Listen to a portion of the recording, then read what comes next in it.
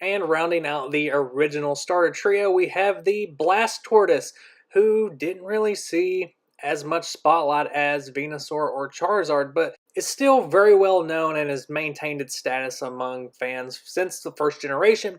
My personal favorite appearances of Blastoise are probably when you got to see it in the first movie fighting a clone of itself, and also Gary's Blastoise, which shows up in Generations. But as far as the TCG goes, Blastoise is a lot like the other two starters in that it's probably most well known for this bad boy right here, the base set Blastoise. And this card was the king of its format. It was the only stage 2 that was viable. The only thing that could really touch it was Electabuzz, and even then it was only in small increments. If you could combo into this Blastoise utilizing all of the really overpowered trainers at the time, you could keep drawing from your deck and completely power up everything on your bench. This card had so many things that played well with it as well. You could play Poliwrath, Dugong. Most of the time it was Articuno just because of its really great attacks. The way this deck functioned was once you got Blastoise out, you could just play as many energies you wanted. So you had an instant power up, only limited by the amount of cards you could draw, which in the base set format was a lot of fucking cards that you could draw in one turn because of Bill and Professor Oak.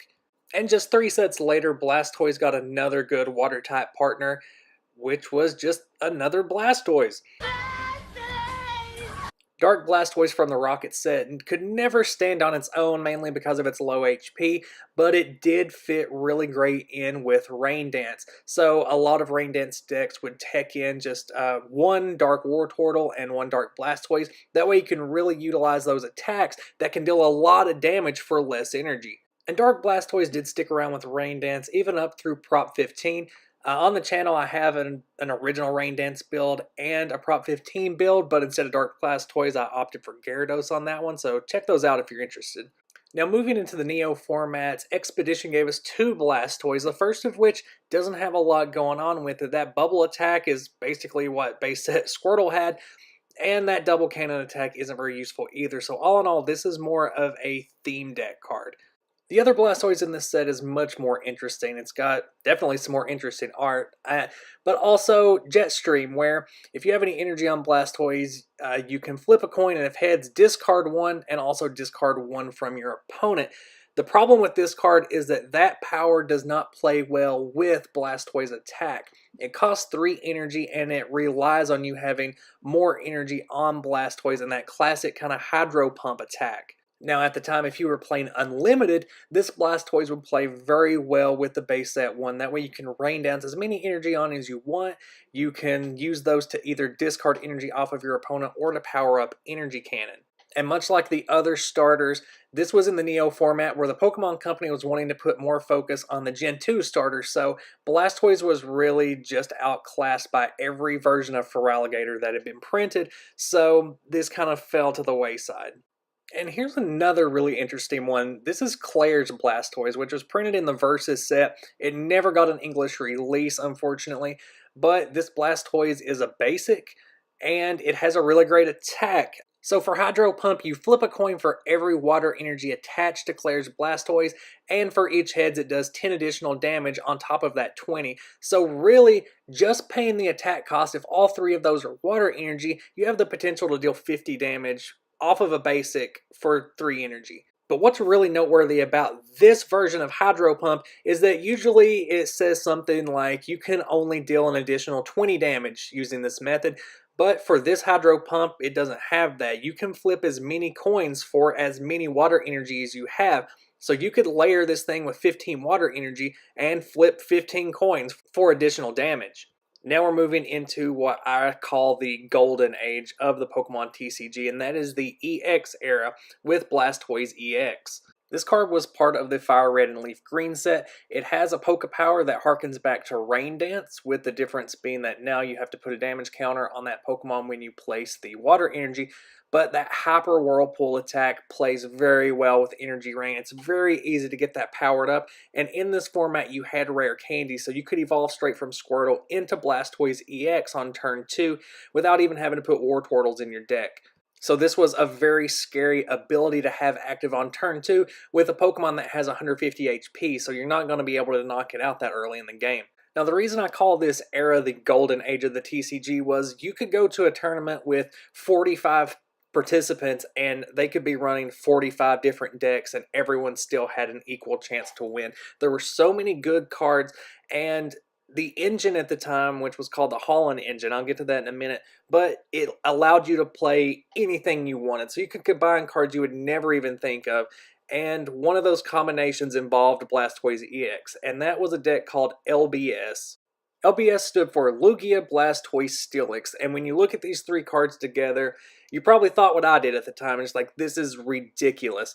But that was before I realized how smoothly this deck ran and how hard it could hit very early game. What this deck excelled at was controlling all points of the game. So with Blastoise EX, you had a way to get energy down fast. That's what powers attacks. You then have Lugia EX, which could hit for 200 damage to whatever your opponent's active is. Now, if you didn't want to target their active, you could use Steelix EX and use Mudslide to deal 100 damage to something on their bench, which came in handy knocking out Pidgeots because most decks at the time ran it because it had a crazy good quick search ability. And when you look at these three cards, you look at the energy cost and say they don't really fit together. How could you put these into a deck? And that answer comes in the form of Holland's Castform and Holland's Magneton. Basically what these cards do is they serve as a double rainbow energy. If your Pokemon already has an energy attached to it, you return it to your hand and attach one of these Pokemon as a double rainbow. So the idea would be to lay down energy with Blastoise EX as early as possible. And then you have something like Lugia EX come out where you can pull one of those water energy off, throw down a Holland's Castform onto it, and boom, you now have the ability to deal 200 damage on turn 2.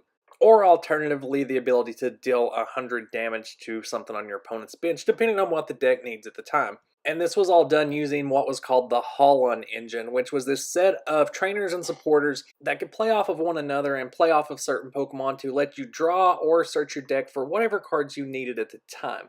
Now, moving on to the Pop Series 3 promo Blastoise, which is pretty underwhelming, especially coming off of that Blastoise EX. It's not very usable, it's more of just like a pre-release card. Now, the Crystal Guardians Blastoise is a little bit better. It still comes across as more of a theme deck Pokemon, but Water Pressure and Hydro Pump are pretty decent. Now, Crystal Guardians did give us another Blastoise that is interesting in a different way. It's more of a support card. Shield Veil definitely made it more valuable on the bench than as your active, although you did have that Enraged linear attack to use as a last resort, but that retreat cost really hurts its usability. But here's another Versus promo, another card that never got an English release. This was a promo released for the Destiny Deoxys movie. This is Sid's Blastoise. So for that first attack, you get Hydro Pump. It does 10 damage plus 10 more for each water energy.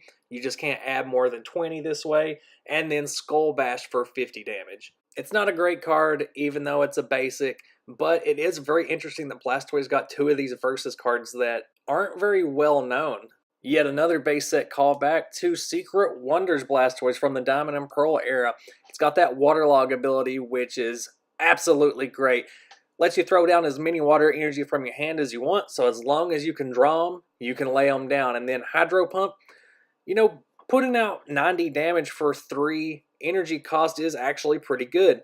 Because it was a starter, it was overshadowed by the current generation of starters. Empoleon was a much bigger threat because a lot of decks at the time relied on basic Pokemon that had low HP, especially decks like Banette that had 30 or 40 HP Shuppets. So this Empoleon could snap those basics off of the bench and make it very hard to set up. But that made Blastoise a very good pair for this Empoleon, so a lot of Empoleon decks at the time would opt to run like 2 Squirtle, 2 Blastoise, and then of course Rare Candy. The Diamond, Pearl, Platinum format was all about speed and synergy across cards, so Platinum Blastoise was in a bit of a weird spot. It was a great late game card because of that Aqua Press, but by that time most games had already been decided, so even though this Blastoise is a pretty great card, it didn't see much play because it wasn't a fast, efficient card. The same kind of problem was faced by the Heart Gold, Soul Silver, Unleashed Blastoise in that It was a pretty great card, but only in late game because you didn't have a reliable way to return 2 energy every turn back onto Blastoise to do that Hydro Launcher over and over again, so you kind of had a dead turn in between every time you attacked with Hydro Launcher. You also had the return of Feraligatr, which beat it in every single way. It even stole its ability in Rain Dance. So at this point, Blastoise had basically been relegated just to be a theme deck level card, and they took that to the extreme. The Boundaries Cross Blastoise was put into the Ice Shock theme deck with Kyurem Black, but then it was reprinted in Plasma Storm just to go into a Kyurem EX deck, and then was later reprinted again in Plasma Blast to go into a Volcarona Solar Strike theme deck.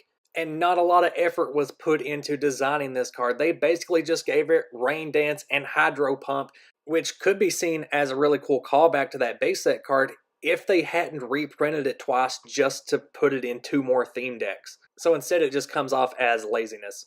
X and Y brought a new Blastoise EX, which for an EX wasn't really good in any regard. It got outclassed by a lot of other cards. It even got outclassed by a non-EX Donphan a couple of sets later.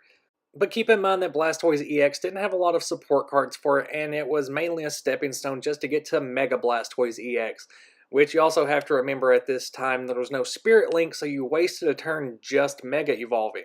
And Hydro Bombard wasn't really worth the Mega Evolution. You only really got the benefit of extra HP. 120 damage is gonna take 2 hits to KO any other Mega or EX that was in the metagame.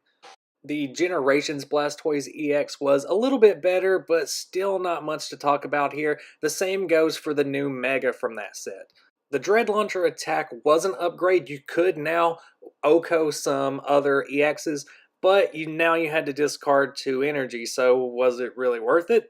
The Blastoise EX and Mega Blastoise EX from X and Y was reprinted in Evolutions, but this time it had Spirit Link with it, so it was more usable, but the card itself had been left in the dust by other EXs, by other Megas, and so by the time it had been reprinted again in the X and Y promos, nobody really cared about Blastoise EX or its Mega. Even looking forward to the upcoming team-up set, Blastoise has been sent back down to the theme deck tier. But the card itself looks like it's going to be really fun to use, especially on the trading card game online and the theme deck tournaments. Power Squall is going to let you get energy on your water Pokemon pretty quickly, so it's going to play nicely with other cards. And Hydro Tackle does a huge chunk of damage, which is really fun for theme decks. As for its usage in other decks, we'll just have to wait and see. So that's it for Blastoise so far. Next up, I'll be doing the TCG History of Mew. But just let me know down in those comments if I missed anything, much like this Kinsujimori promo card that was just a reprint of the base set one.